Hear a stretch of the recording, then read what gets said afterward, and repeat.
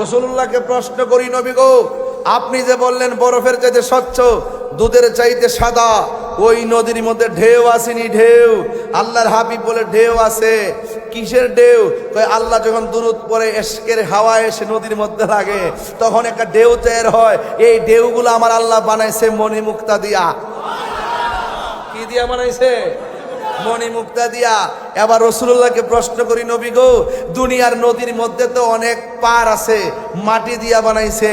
হাউজে কাউসারের পারগুলো আল্লাহ কি দিয়া বানাইছে? আল্লাহর হাবিব বলেন, হাউজে কাউসারের পারগুলো আমার আল্লাহ স্বর্ণ দিয়া বানাইছে। ও নবী, নিচে মাটি আসেনি? কয় হ, মাটি তো আছে। এই মাটিগুলো হলো মেশকে আম্বরের চাইতে আরো সুগন্ধ। তাইলে এই নদীর পানির গুণাগুণ কি?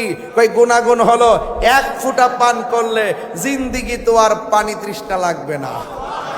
আল্লাহ কয় বন্ধু, এই হাউজে কাউসারের খালেক হইলাম আমি আল্লাহ, মালিক বানায় দিলাম আপনি নবীকে। জোরে কোন সুবহানাল্লাহ। তাহলে আমার নবী হাউজে কাউসারের মালিক।